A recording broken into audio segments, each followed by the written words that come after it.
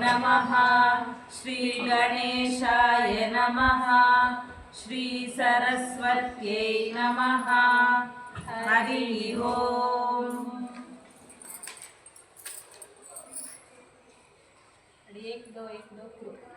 विश्वं दर्पण दृश्यमाननगरी तुल्यं निजान्तर्गतम् पश्यन्नात्मनि मायया बहिरिहोद्भूतं यथा निद्रया यः साक्षात् कुरुते प्रबोधसमये स्वात्मानमेवाद्वयम् तस्मै श्रीगुरुमूर्तये नमः। इदं श्रीदक्षिणामूर्तये तस्मै श्रीगुरुमूर्तये नमः। इदं श्रीदक्षिणामूर्तये बीजस्यान्तरिवाङ्कुरो जगदिदं प्राङ्निर्विकल्पं पुनः मायाकल्पितदेशकालकलना वैचित्र्यचित्रीकृतम् मायावीव विजृम्भयत्यपि महायोगी वयस्वेच्छया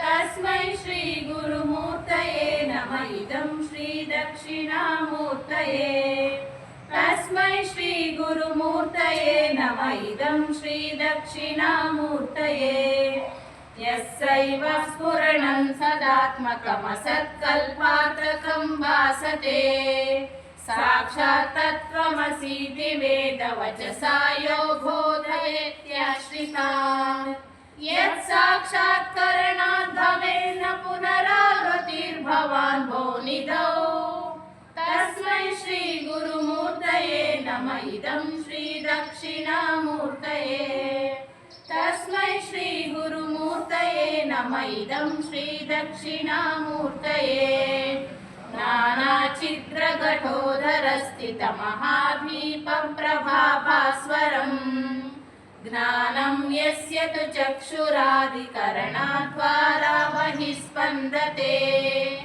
जानामीति तमेव भान्तमनुभात्येतत् समस्तं जगतो तस्मै श्रीगुरुमूर्तये नमः। इदं श्रीदक्षिणामूर्तये तस्मै श्रीगुरुमूर्तये नमः। इदं श्रीदक्षिणामूर्तये देहं प्राणमपीन्द्रियाण्यपि चलां बुद्धिं च शून्यं विदुः स्त्रीबालान्धजडोपमास्त्वहमिति भ्रान्तमृषंवादिनः मायाशक्तिविलासकल्पितमहाव्यामोहसंहारिणे तस्मै श्रीगुरुमूर्तये नमः। इदं श्रीदक्षिणामूर्तये तस्मै श्रीगुरुमूर्तये नमः। इदं श्रीदक्षिणामूर्तये राहुग्रस्तदिवाकरेन्दुसदृशो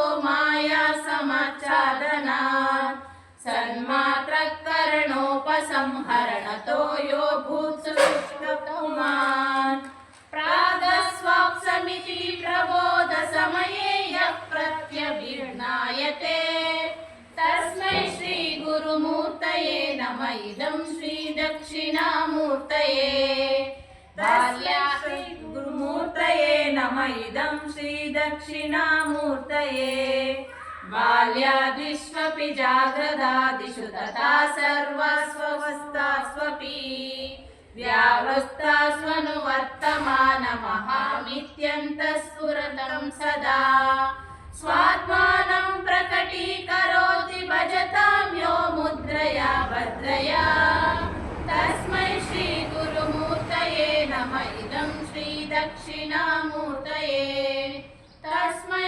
श्रीगुरुमूर्तये नमः। इदं श्रीदक्षिणामूर्तये विश्वं पश्यति कार्यकारणतया स्वस्वामि सम्बन्धतः शिष्याचार्यतया तथैव पितृपुत्राद्यात्मना वेदतः स्वप्ने जाग्रति वाय एष पुरुषो माया परिभ्रामितः तस्मै श्री गुरुमूर्तये नमः इदं श्री दक्षिणामूर्तये तस्मै श्री गुरुमूर्तये नमः इदं श्री दक्षिणामूर्तये घोरं भास्य नलो निलोमरमहर्नाथो हिमांशुः पुमान् इत्याभाति चराचरात्मकमिदं यस्यैव मूर्त्याष्टकम् नान्यत् किञ्चन विद्यते विमृशता यस्मात् परस्माद् विभोः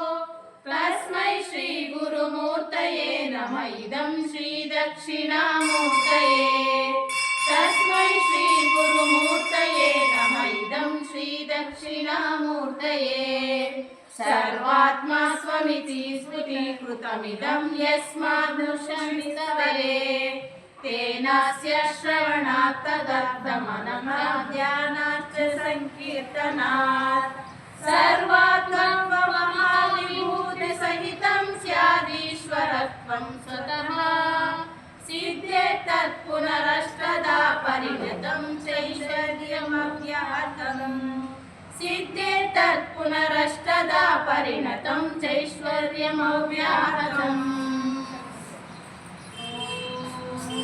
प्रियतां पुण्डरीकाक्षः सर्वयज्ञेश्वरो हरिः तस्मै तुष्टे जगत्तुष्टं प्रीणिते प्रीणितं जगतो हरि ओं तत्सतु श्रीरामकृष्णार्पणमस्तु।